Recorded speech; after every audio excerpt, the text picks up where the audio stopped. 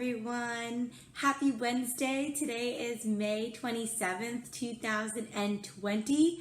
Today is G and H day of our ABC countdown, which means that you can wear a special hat. How awesome, because it's hat and accessory week. And you can play a game during morning motivation. All right, so I hope you are all decked out in your favorite accessories, whether it's necklace, bracelets, your hat, and you are ready to come learn today. All right, I have one quick announcement. In the same way you guys send your teachers pictures and videos for all of the spirit weeks we've been having or the countdowns we've been having, do not forget to send in your 1-minute video for Virtual Day of the Arts by June 1st. So you could send it to each of your teachers or send it directly to Miss Ribeiro, Miss Edwards, Mr. Carey, or Mr. Demas. If you have any questions, you can ask any of your teachers and they'll be happy to help you. All right, you know what time it is. You know what time it is. It is shout out time. I have shout outs for a couple friends on their bio poems from yesterday. So these friends wrote in their neatest handwriting. They made sure they were writing all on one line so we could see their poem very clearly. They included more than one or two things on each line, and I know I definitely learned something new about each of these scholars. Great job on your creativity. I can tell you took your time with your spelling as well. All right, those shout outs go to Divine, Joshua, Naraya from Scranton, Adrielle, Alexander, Dahlia, Kinsley, Sterling, and Gabriel. Really nice job, friends. If you were a friend whose name was not mentioned, do not worry. We still have so many things to learn left in the year, and there is time for you to get a shout out as well. I want you to give a shout out for yourself as well for always doing your best while learning virtually. That's incredible in itself. So do not be discouraged. It will be okay.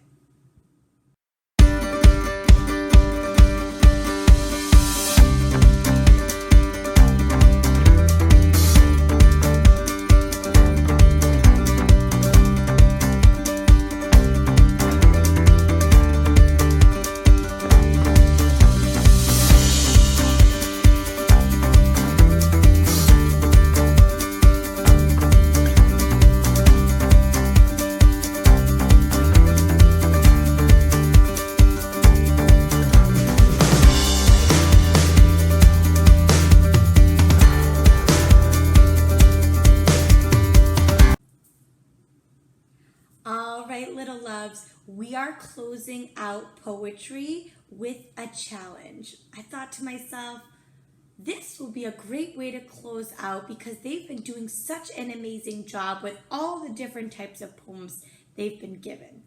So we are going to learn, or relearn, I should say, about a poem called Limericks. Before we get into what that is, you are going to need a piece of paper. I'm going to show you how to set it up.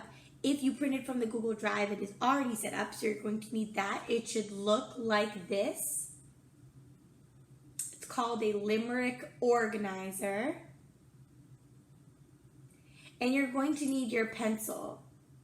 Those are the only things you need because today is day 1, which is the day we learn about it, we brainstorm, and we plan. Why do we do that? We do that to organize our thoughts and so that we could be proud of our writing. All right, so grab your things and come along with me. All right, now the cool thing about Limericks is it includes a bunch of things that you've already been learning from some of your other teachers. So in Read Aloud with Mr. Skyer, you have learned about rhyming patterns and stanzas. And with Ms. Vargas, you have learned about syllables. All right? So let's go over each of those things. So we know that a line in poetry is a single line of words, it's a single row of words in a poem. That is a line. A stanza is a group of lines in a poem separated by a space. Okay, we're going to take a look at that in just a moment. A syllable is the part of the word, usually a vowel, that makes a single sound when spoken. And we usually clap those out or we tap those out. All right? Now, today we are talking about limerick poems, and limerick poems have a specific number of lines, stanzas, and syllables. Now you may be thinking, I don't remember. That's okay. I've got you. So limerick poems are silly poems with 5 lines. I don't know about you, but those seem to be one of my favorite poems to write, with 5. They are very funny. I'm going to show you a few examples in just a moment. So the cool thing about limericks is that the first, second, and fifth line rhyme with each other, and they have the same number of syllables, which is 8 or 9. And the third and fourth lines rhyme with each other, and they have the same number of syllables, which are 5 or 6. Right? Let's take a look at a few examples so you can see what I'm talking about. All right, here's my first one, guys. Turkey limerick. There once was a turkey named Chummy. Mom thought that he might be quite yummy. He waddled away on Thanksgiving Day, but still ended up in my tummy. Notice that lines 1, 2, and 5 rhyme. Chummy, yummy, tummy. They all say ummy. And lines 3 and 4 rhyme with each other. Away and day. All right, here's another one, guys. Melissa once studied ballet and liked to show off her plie, which got some attention, for she failed to mention she quit the class after one day. Look at that silly picture too. So notice again, lines 1 and 2 rhyme with lines 1, 2, and 5 rhyme with each other. Ballet, plie, and day, they all say a. And lines 3 and 4 rhyme with each other. Attention, mention, they both say shun. Okay? Now you would count off the syllables the same way we did in our haikus. That part is going to come tomorrow. All right, here's our next one. There once was a wonderful star who thought she would go very far. Until she fell down and looked like a clown, she knew she would never go far. So notice again, lines 1, 2, and 5 rhyme. Star, far, far, they all say are. And lines 3 and 4 rhyme with each other. Down, clown, they both say own. All right, here's the last one, guys. There was an old man from Peru who dreamt he was eating his shoe. He awoke in a fright in the middle of the night and found it was perfectly true. Now this one's from SpongeBob SquarePants. I think it's pretty cool. Notice that lines 1, 2, and 5 rhyme. Peru, shoe, and true. They all say ooh. Fright, night, they both say I. Now, when you actually, we're going to go over the counting syllables tomorrow when we actually write out our limerick. Today, we are not writing the poem. Now's the fun part.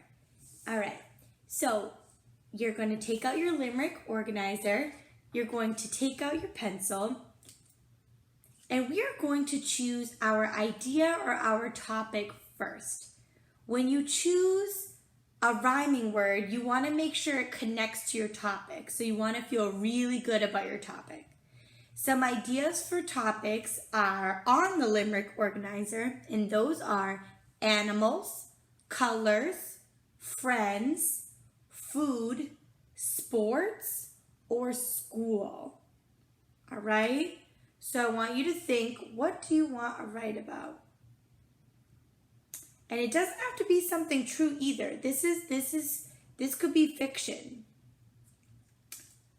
All right, I want you to think about that, and when you have it, write it down on the line that says topic.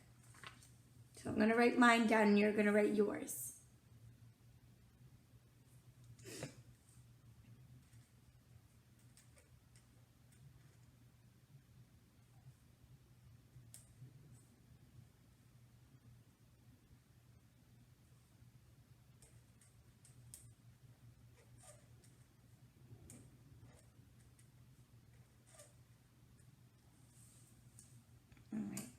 Make sure your letters are, if they are capital, make sure they are going above the line.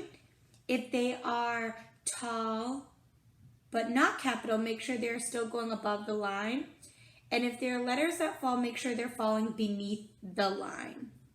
Okay, so I'm writing about a boy named Sid. And this is what mine looks like. All right. So now that I know I'm writing about a boy named Sid, I'm thinking of all the things Sid goes through. Because remember, a limerick is silly, so I want to make it funny. And to make it funny, something might have to happen. So I'm thinking, and you're thinking as well. For our first box, we're going to choose one word to rhyme with because lines 1, 2, and 5, they have to rhyme.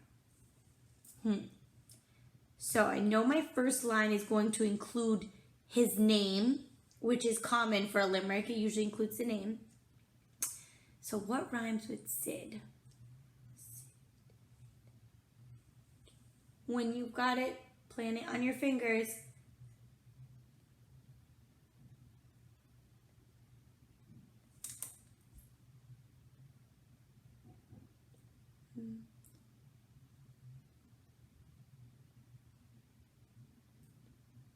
All right, and when you've thought of which rhymes you want to use, you're going to head over to your paper and write those down. Stretch them out carefully or write them from memory. So my first line is Sid.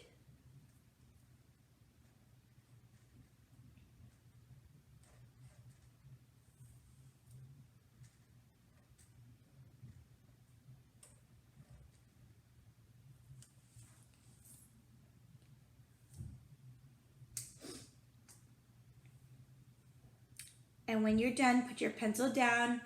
Make sure there is one word on each of those lines in rhyme A box and make sure they rhyme with each other. I'm going to give you a second to do that now.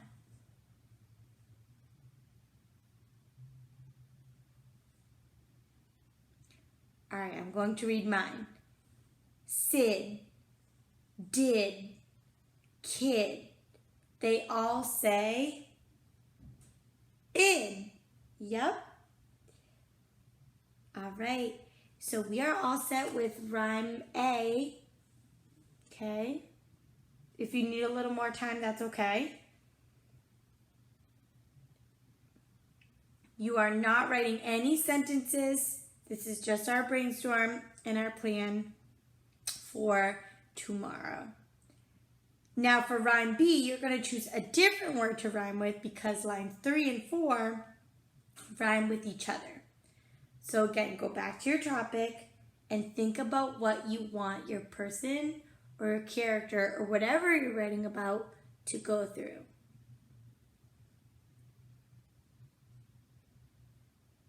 And when you've got it, start planning it on your fingers.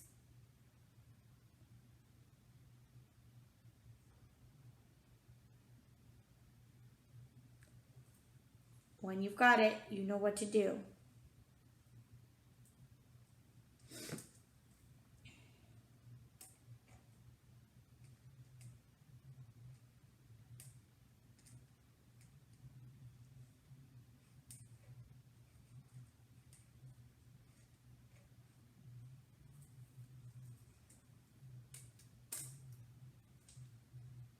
When you're done, put that pencil down. Take a look at your lines and see if they rhyme. Right? I'll read you mine. Shark, bark. They both say ark. Yep. All right. So we are not going to write anything else. I want you to keep in mind, and you can actually write this down if you need to, what's going to happen to your person. Okay?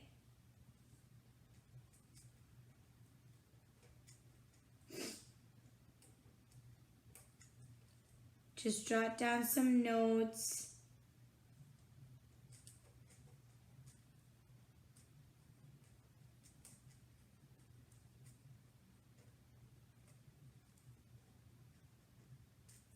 To remind yourself for when you write your limerick out tomorrow, do not write it out today.